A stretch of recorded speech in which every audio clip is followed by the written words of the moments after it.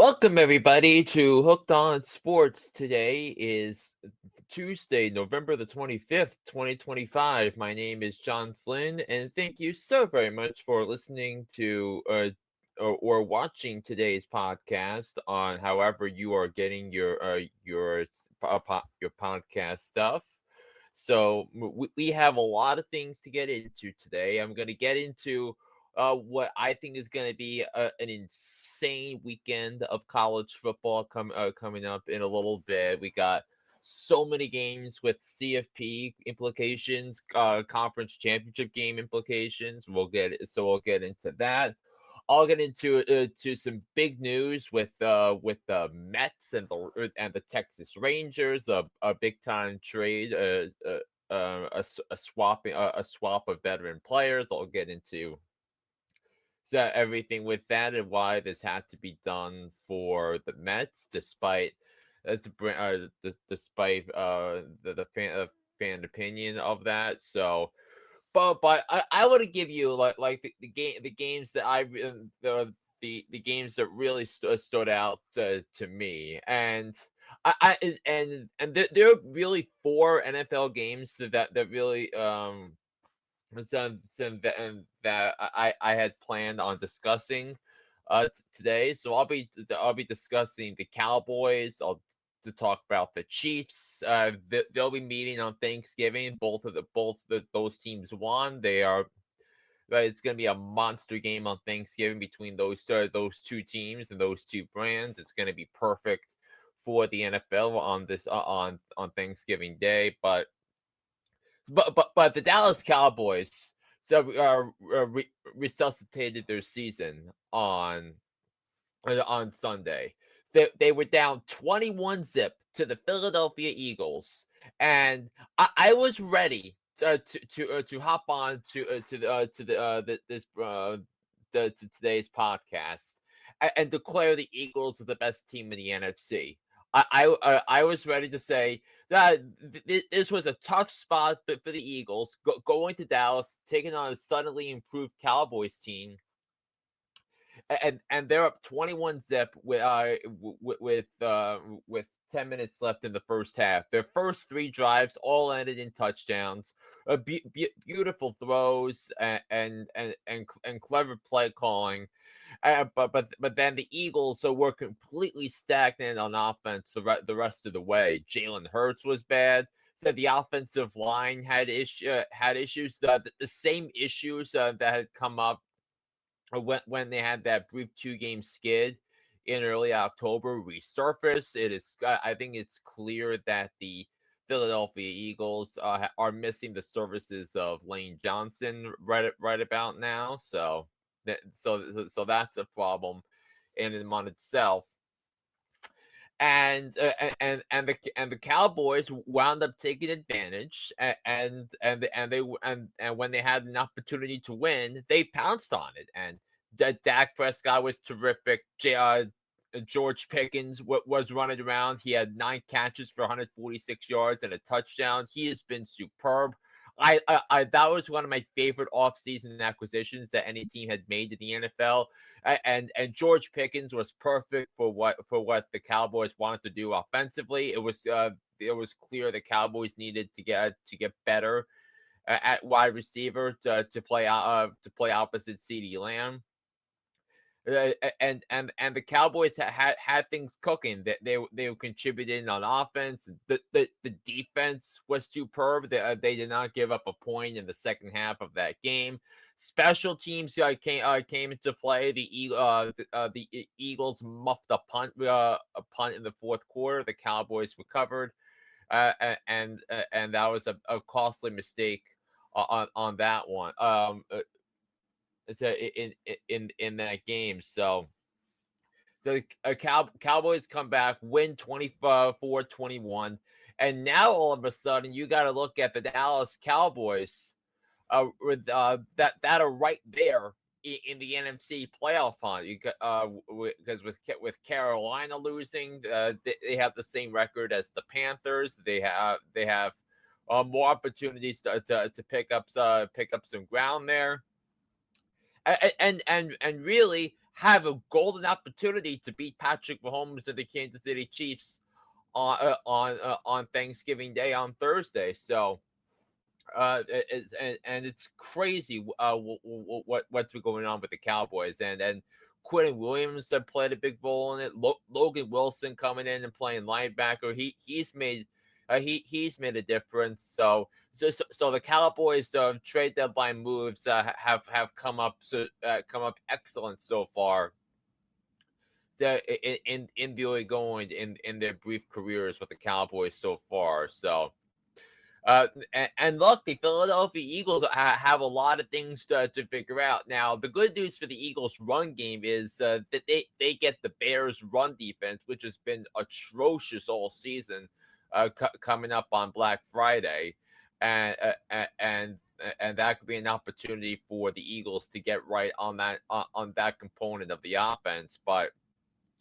But man, I mean, with all the Eagles have done, and look, Jalen Hurts deserves to be this deserved all the praise and was worth all the money that was given to him because he won the Super Bowl. But there are some questions now about Jalen Hurts and whether he can lead the Eagles back to the Super Bowl this year because his play is nowhere near as good as it was last year, and the Eagles can't even be as functional as they were last year. And Kevin Petullo did a terrible job, and Nick Sirianni did a terrible job on Sunday. It was a terrible, unacceptable loss by the Philadelphia Eagles. And now, if you look at things, that the Rams would be the 1 seed in the NFC with a record of 9-2 after throttling the Tampa Bay Buccaneers on Sunday night in front of a national audience. So the Rams are 9-2. So the Bucks are fading, and Baker Mayfield has a shoulder injury, and it doesn't look great on that part, and the Bucks have been kind of fraudulent. So for the better part of a couple of weeks, a couple of months now. So there's a lot of things that they got to figure out. But the Bucks have a below average roster except for the quarterback. So if they can't go with Baker Mayfield the rest of the way, I just don't know how this is going to end up without a potential blow up in Tampa Bay this year. So a lot of NFC stuff. And speaking of the Bears and the Eagles, the Bears, the team that the Eagles will see next, they found another way to win. This is their 6th one possession victory of the season. They beat Mason Rudolph and the Pittsburgh Steelers 31-28, and the Bears found a way to win this game. It was a back and forth type of game. It was a fun one at Soldier Field, and Caleb Williams threw 3 touchdowns in the victory, and I really like some of the stuff the Bears did offensively in order to win that game. And now the flip side of this game, now you got the Steelers right now that are 6-5. They're tied for first place in the AFC North with Baltimore, and Baltimore has won 5 straight since their bye week, and they got another game which I currently view as a win for the Ravens with Cincinnati, even with Joe Burrow coming back. I could still see this that Thanksgiving night game as a win for Baltimore and all that. But look, the Steelers have a monster game coming up against the Buffalo Bills. So who put themselves are coming off a loss on Thursday night against the Houston Texans. So and so there's things to look at there, but.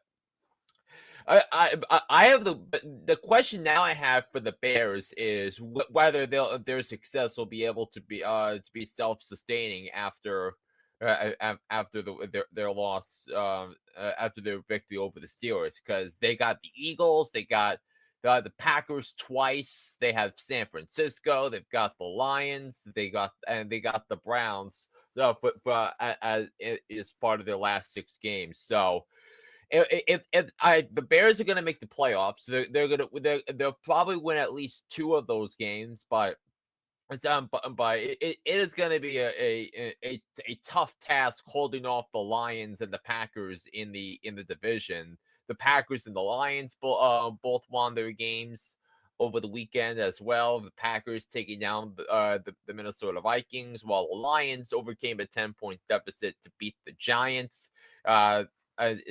Despite giving up 500 yards of offense to to the Giants offense led by Jameis Winston and Wan'Dale Robinson and Gunnar Olszewski out of all people. So the Lions still have things they got to figure out, and I think they now have more problems defensively than they do offensively at this point. So you got that. The Packers found a way, another way to win, and look.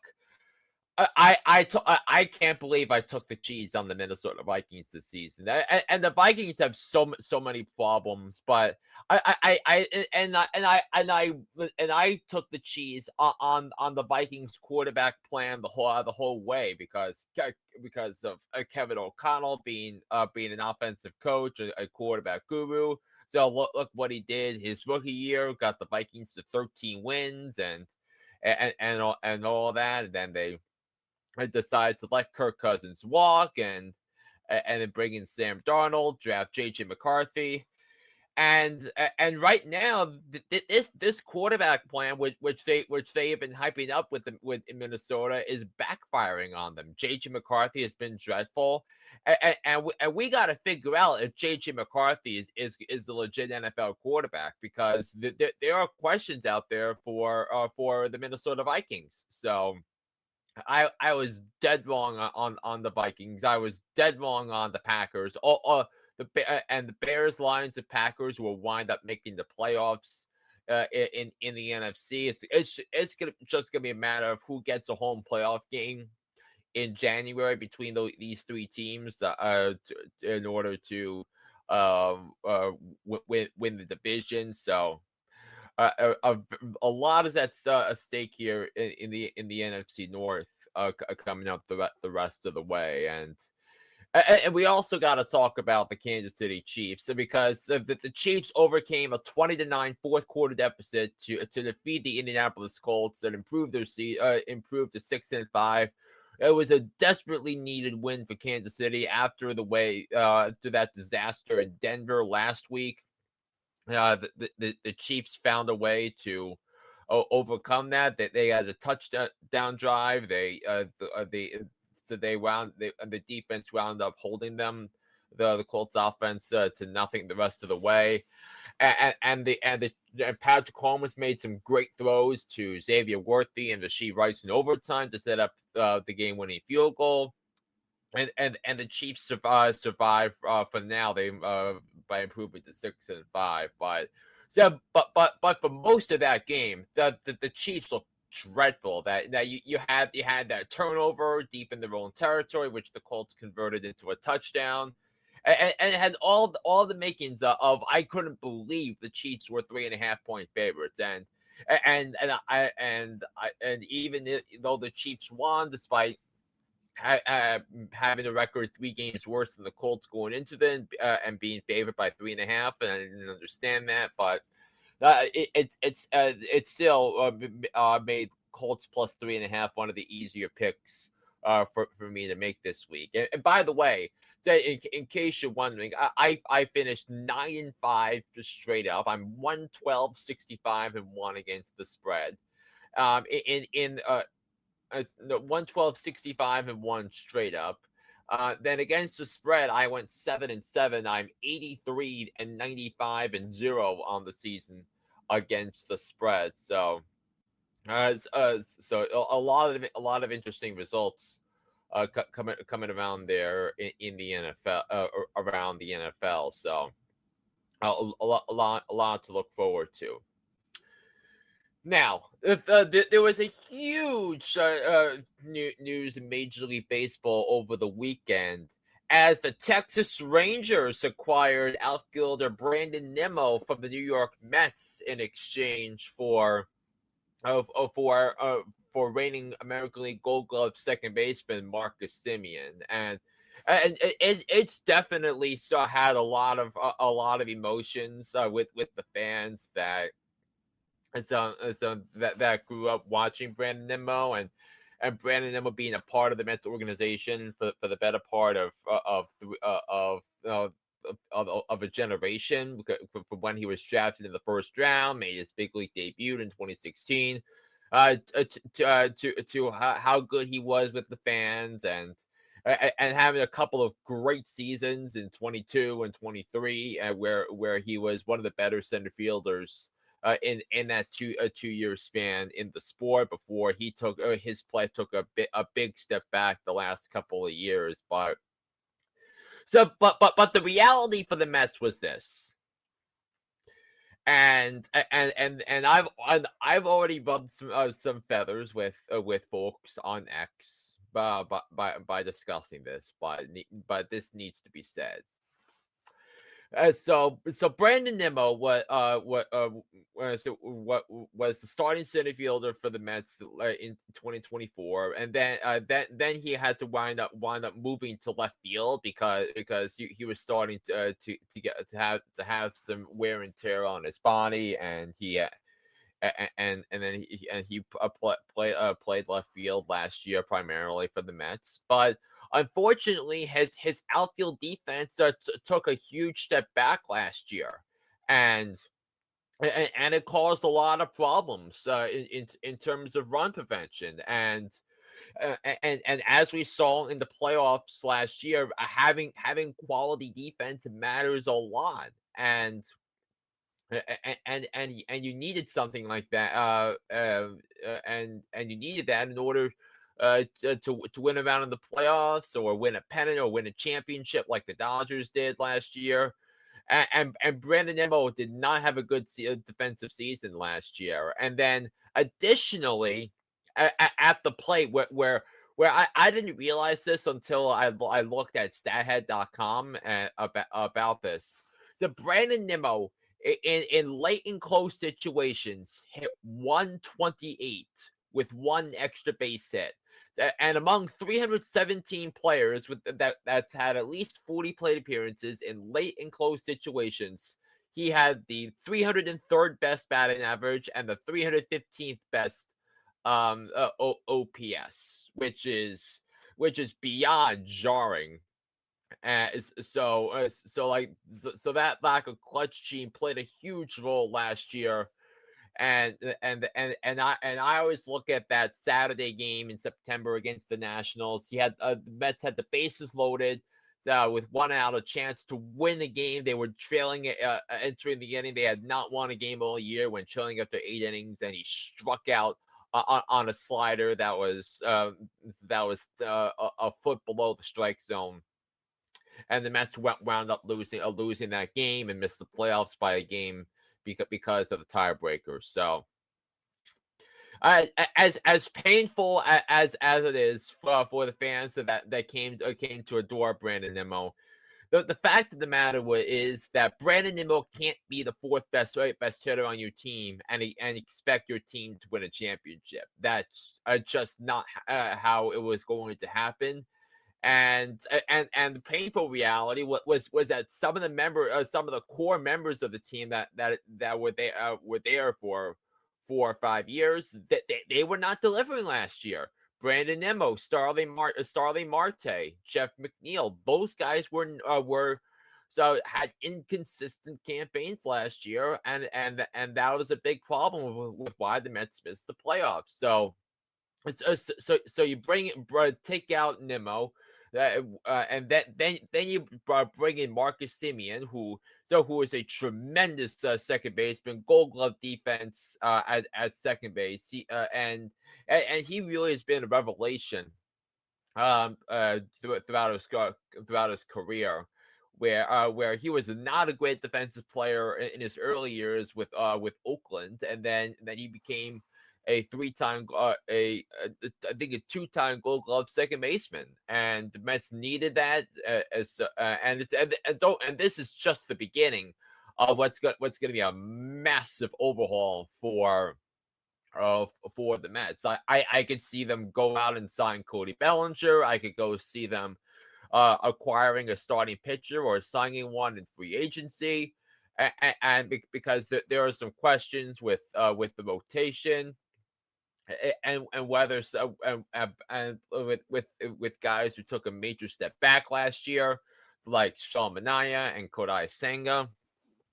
So will they be able to return to for Manaea 2024 form or Kodai Senga first half form before he got hurt in June? And you gotta also wonder a lot about Pete if that opens up room to sign Pete Alonso or Edwin Diaz. Bring those guys back, so because those are big parts of that team. That's why it happened. So I mean, so the Rangers have someone who's going to be great with the fans, but if Brandon Nimmo is going to be the third or fourth best hitter on on your team, it does not signal one that's going to win a championship. So this with that, and Nimmo has 5 years left on his contract. It became an albatross contract that Billy Epler signed, and good for Stearns on having to shake up the core and chemistry of this team after the way it ended last year. So so credit Stearns for shaking it up, and now you got to wonder what's next, or whether a trade that includes Jeff McNeil, Mark Vientos. So I think those are prime trade candidates next for the Mets. So the last portion of this of today's podcast. So we'll be talking about all the insanity that's going to unravel this weekend in college football, and we have like 20 games over this weekend that'll have some type of playoff in terms of CFP implications over the course of the weekend. So what I'm going to do right now is I'm going to pull up a list in front of me, and then I will tell you all the games because it's going to be a lot of fun it's with that. So games with CFP implications. You got Ohio State, Michigan, Vandy, Tennessee, Texas A&M against Texas, Georgia Tech and Georgia, Indiana, Purdue, Texas Tech, West Virginia, Ole Miss against Mississippi State, Oregon versus Washington, Oklahoma versus LSU, Notre Dame, Stanford, Iron Bowl, Alabama, Auburn, BYU, Central Florida, Arizona against Arizona State, Utah, Kansas, Miami against Pitt, Virginia versus Virginia Tech, SMU and Cal, who just fired their coach on Sunday, and then for those group of 5 games, you got Charlotte, Tulane, Temple against North Texas, and you got James Madison and North Carolina and Coastal Carolina. So. And the crazy thing about the Power 4 conferences are that nobody has clinched a berth into their conference championship games yet. So everybody's gonna be playing for something, for immediate implications and for playoff seeding implications. If you're looking at Ohio State or Indiana or Texas A&M, so it is going to be completely absurd. And I think the crazy one of the crazier things I saw is that that you can have several teams that from the ACC get to the championship game because Virginia, um, uh, with the win, SMU, both of those teams will get into the championship game with wins. Even Pitt can get into the championship game with 3 losses. And the thing with Pitt is if whoever wins the ACC championship game, they get the automatic bid. It's gonna have the impact of an automatic bid into the playoffs. So it is going to be wild over there. Miami still technically has a shot. Georgia Tech technically has got a shot, and Duke technically has got a shot in to get in there. And then the SEC, you got so you have A&M, Bama, Ole Miss, and Georgia. They can all reach the CFP championship game. I think Oklahoma is still in it when it comes to making the playoffs. So that's going to be unreal. So giving you some of my feel for some of these games. I think the Ohio State Michigan game I think is tricky because sometimes you have to throw everything off the window in this type of environment. But I think Ohio State is going to beat Michigan. Although I think it's going to be a more I think it's going to be a more it's competitive game than I think it's going to be than advertised on the spread. Ohio State, I think, is a favorite. Is a pretty big favorite in this game. So I'm just gonna pull up let's see, I'll pull up the spread for that game. So Ohio State is a 9.5 point favorite in that game. I could say if I were to pick against the spread, I would take Michigan with the points because Michigan has been playing pretty well recently. But I think Ohio State's going to wind up winning that game. You have Texas Tech, 24.5 point favorites against West Virginia. That's going to be a good one. So, Bama Auburn. Bama's favored by 6.5 points. I think it's a tough spot, but I think Bama is going to wind up winning that game. You got Virginia Tech. Virginia's 10.5 point favorites. Virginia is 10.5 point favorites at home. So you've got that. Vanderbilt, Tennessee. Tennessee's a 2.5 point favorite in that one. Oklahoma, 10.5 point favorites over LSU. So you've got that as well on Saturday, and then the games on Friday night. Because you got Texas A&M and Texas. A&M's a 2.5 point favorite. In this one, Georgia's a 13.5 point favorite over Georgia Tech. Ole Miss is a 6.5 point favorite in the Egg Bowl game. So there's so much that's going to be on the line coming up in college football throughout the course of the next few days. So it's going to be it's going to be great, and then and what's also going to be crazy is going to be the head coaching carousel.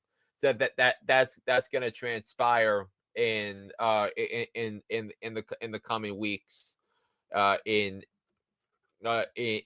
throughout the course or throughout the scene of FBS football, because the teams that'll be looking for coaches. I mean, James Franklin was already hired by already fired by Virginia Tech to be their next head coach after to replace Brent Pry. You got job openings at Cal, LSU, Penn State, Florida, Oklahoma State, UCLA, Arkansas, Virginia. Now,